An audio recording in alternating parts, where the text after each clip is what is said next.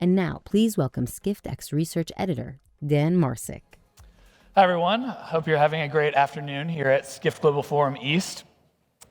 So I'm here to talk today about a research report that we recently published, and I skipped a couple slides ahead.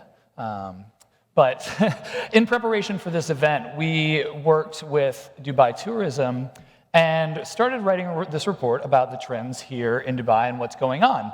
And what we realized is that these travel trends, they don't live in isolation.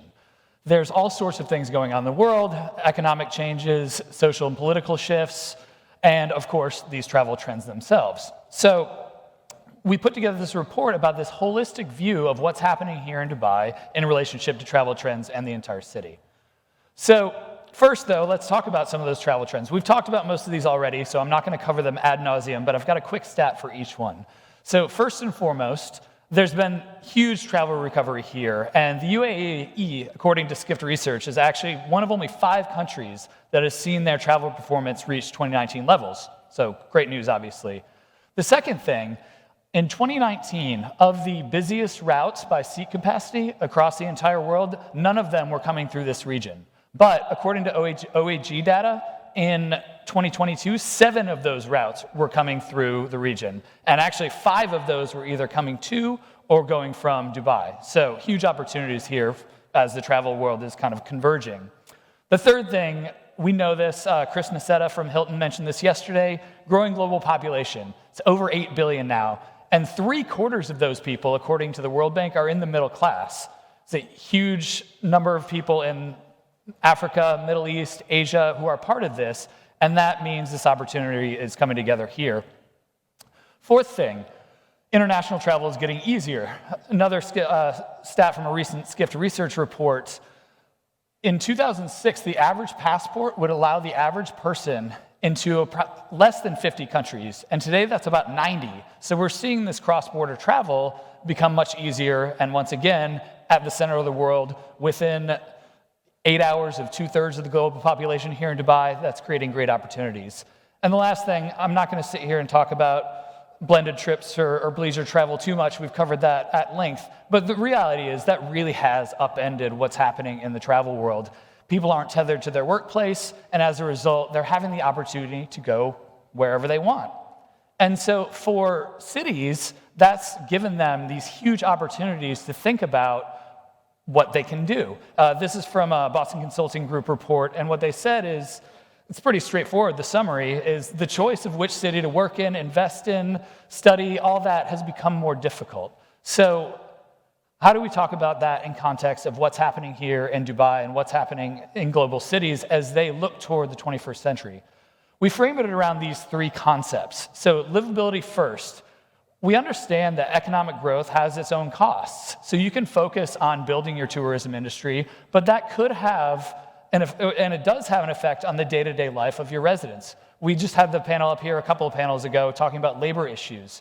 And the people that live here are definitely affected by the things that are going on in the economy. So it's this holistic viewpoint of what's happening on a day-to-day life and how that plays into what you're planning.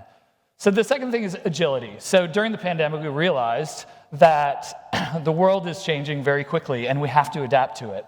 And just because we're, luckily moving on from that situation, for lack of a better term, we realize that we have to be prepared to adjust to changes on the fly in the future as we're going forward. So there are many different things that we can do to make that happen, but it takes a lot of coordination and a lot of effort.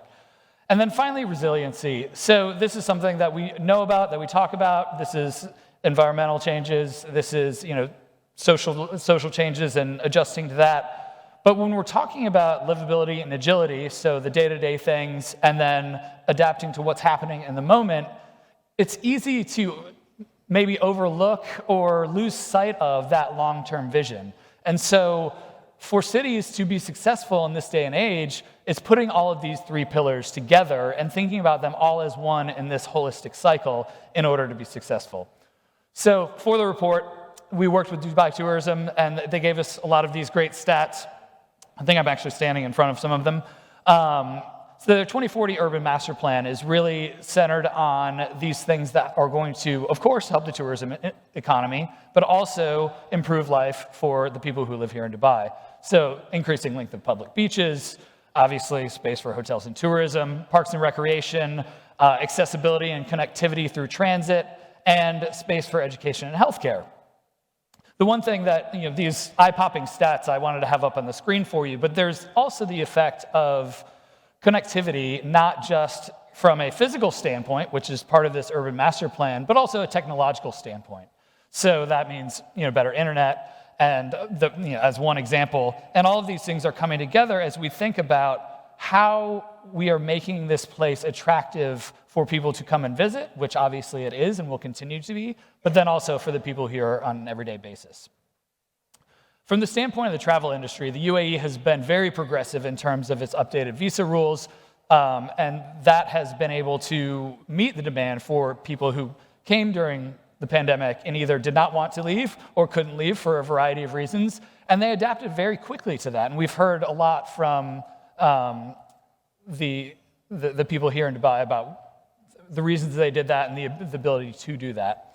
The second thing is we do know that there are all sorts of changes in travel demographics, traveler demands. A couple examples here.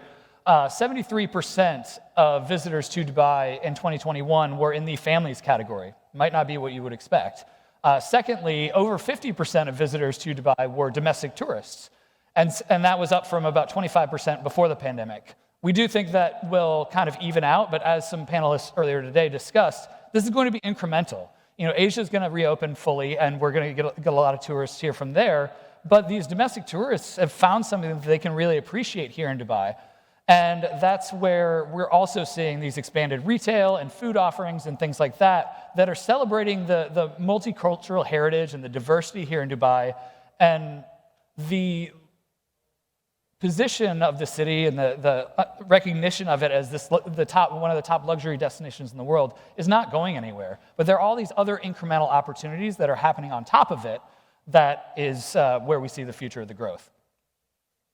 And then finally, there's resiliency. These are all things that we would expect to see on here, but once again, the coordination to make these happen is really challenging. So there's environmental impact, obviously carbon emission goals.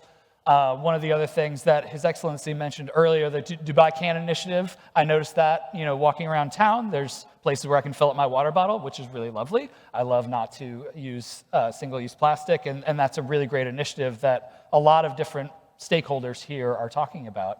The pandemic response, the reason I put this here, hopefully we're past this, but it's an example of what I would call resiliency in real time.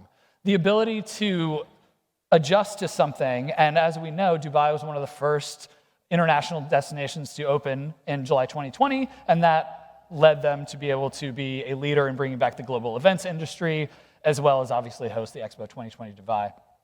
And finally, there's the economic diversification piece of it. We're here talking about travel because travel is such a huge part of Dubai's economy. However, there's also the opportunity, and once again, speaking about virtual asset regulation, speaking about food insecurity, the Food Tech Valley that was launched in 2021 is a very exciting initiative. And then also inviting more creative industries and individuals to be a part of that all ties back into the agility and the visa rules, and then, of course, the livability aspect of it.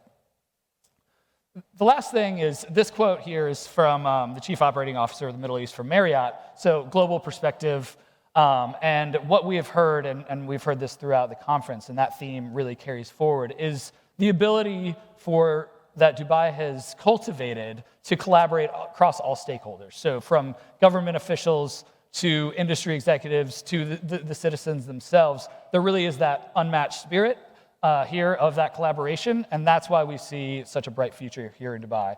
So with that, I will pause and let you please scan the QR code and download the report. If you have any questions, or if you would like more information, feel free to reach out to any of us at Skift, or of course the Dubai Economy and Tourism people as well.